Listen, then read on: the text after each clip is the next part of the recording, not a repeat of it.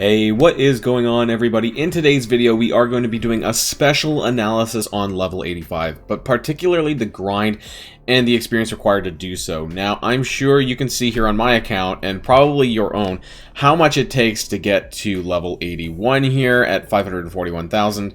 The question really is, how long is this going to take to get to the top? So, I've done yet another spreadsheet to try and break this down to go over how long it will take given now that we have ISO 8 campaign experience as well, and to simulate a couple different scenarios depending on how many power cores you want to spend on the way up and what kind of difference this might make on the time.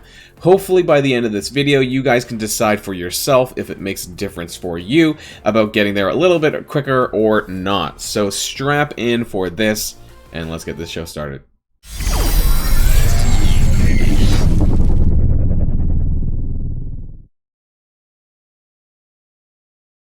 Alright, so here we are in my experience tracker level 80 to 85 spreadsheet. Now, I whipped this up pretty quickly, you know, it only took me about less than an hour to do, so I am no design artist by any means, so my apologies if you don't like the colors or the way that I put this on the screen here or on the spreadsheet. So we're gonna get started with the amount of experience that I believe that you get on daily objectives, and this is how much you're going to get daily from that. So you have the Villains United, that gives you 100 experience here. The Heroes Assemble gives you 75. 10 campaign missions are also 75. Auto win 3 missions 60. Challenges give you 100. Supplies for 50. Blitz for 125.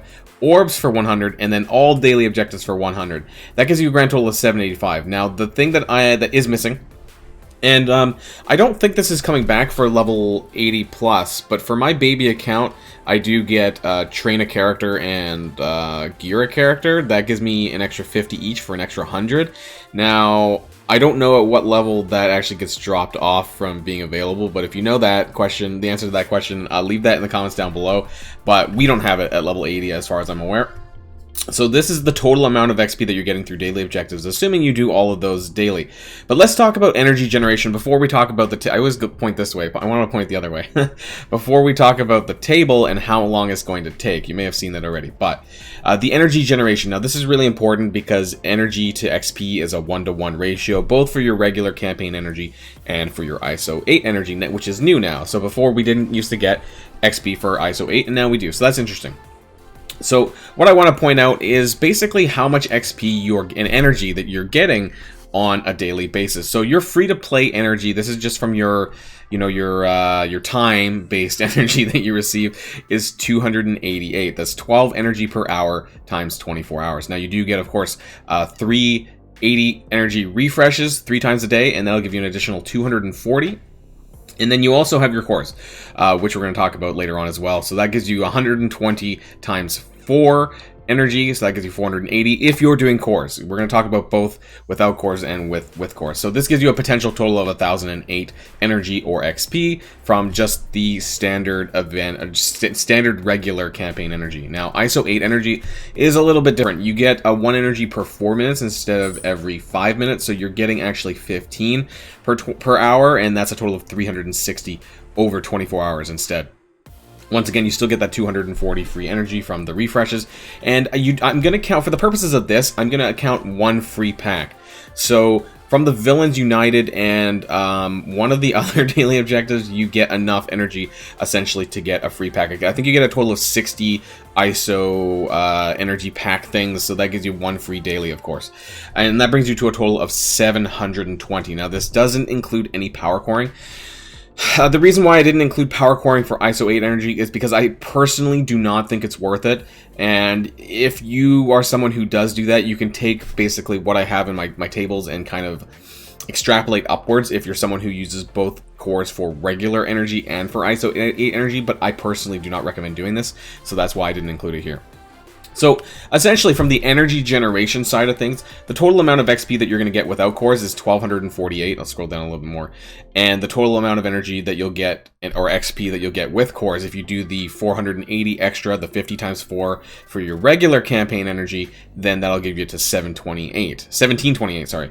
And the reason why I recommend really doing it for the campaign energy more so than the ISO 8 is A, that you're going to be getting more, whatever you're using for it, for shards or for gear, and you're you're getting more gold than you actually get out of the ISO 8 energy campaign anyways. And I know ISO 8 shard, the crystals are really important right now, but I just don't think it's worth it from a core perspective, in my opinion. So adding that up with the daily objectives above, we get basically your total daily XP. Now, this is about 2,033, roughly, without using cores, and 2,513 with cores. So that gives us a pretty good range as to how long it's going to take for us to get through the level. So if we scroll back up to here, try to zoom in the table a little bit more. Can I scroll over a little bit? So here we are.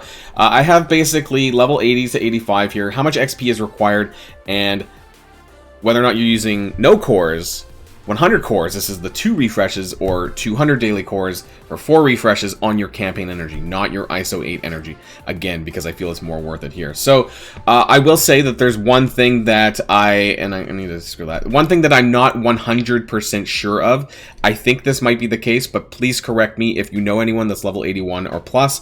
I tried to find some photos of how much the XP required was after level 81, which I haven't done yet, but I think, based on what it was from 75 to 80, that it's increased by 1,000 more per level, all the way up to 85, so it goes up by 1,000 each time. I'm pretty sure. Please, please, please, if it's wrong, if I'm severely wrong, let me know in the comments down below. I think this is typically how they roll. I don't think they go from like 29,000 required right now, which is 80 to 81, to like a huge jump forward. I don't think it is like that, but if it is, please correct me down below.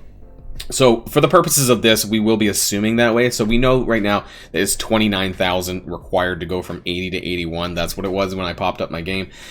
And so I basically added 1,000 for each of the levels, which gives you a grand total of 155,000 XP required just from this 80 to 85 section. Now, what I did, of course, was I took that number and I divided it from the number down on the bottom, the other side of my spreadsheet here, and 2,500 or sorry, 2,000-ish for without cores, and that gave me about 14 days or so just for the one level 80 to 81. Now, of course, if you use the cores, and that adds an extra 480 XP on top of it, you're going to be looking at 11 and a half days, or about 12 to almost 13 days if you're using 100 cores. So what does this mean, really, is that each level, the difference between no cores and 200 cores is roughly around 3 days. So you're getting about a 3-day head start, more or less, on each of them. Now, as it goes up, it makes a little bit less of a difference because you notice that the gaps sort of decline a little, or increase. I forget which way I was going here.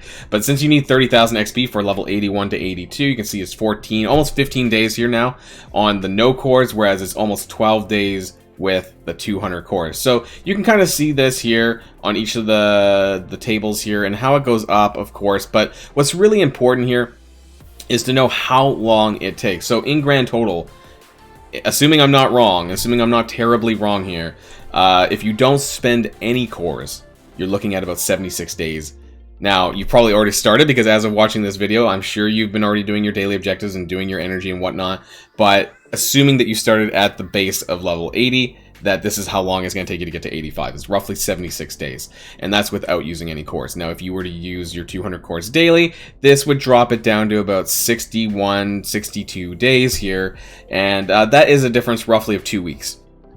So, in a nutshell, it's not a huge difference, but I thought it was worth pointing out anyways, because for some people this might matter. Now, of course, if you're a whale or a kraken, you're not watching my videos anyways. You're buying those offers, the endless energy bundles and all of that. So that really doesn't make a significant difference anyways. But for those of us who are largely free to play, or who don't really spend on energy offers and things like this, it's a good idea to know how long this is going to take us to get to level 85. Now, whether it's 62 days or 76 days, what that basically tells us, though, is that a patch cycle tends to be about 5 weeks, sometimes 6 weeks. So we can see this as being, we're not going to have, you know, with this in mind, we're not going to be level 85 until probably about 2 patches from now, or just before 2 patches from now.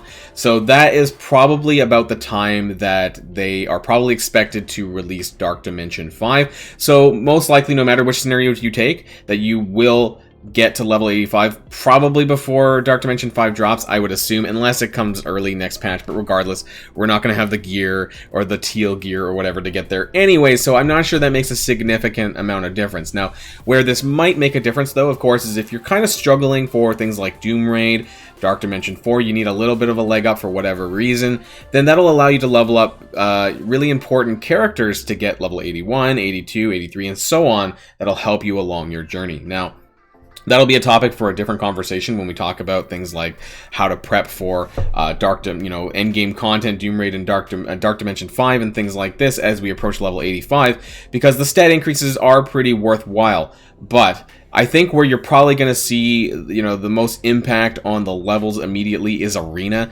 because realistically, if you are Arena competitive, you do want to keep up with your characters and try to get them, all to level 81 and then to 82 as you rise through the ranks, of course. But for the difference of 2 weeks, I'm not sure it's going to impact you greatly, whereas if you are spending 200 daily cores, for example, on your campaign energy, this is really going to depend on how many characters you have to farm.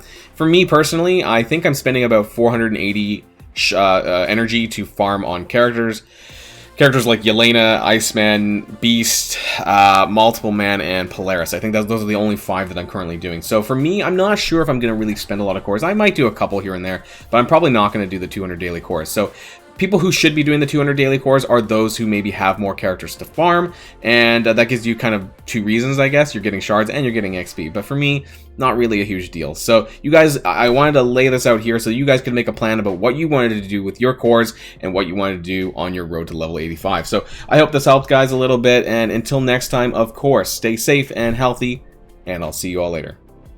Boilon signing out.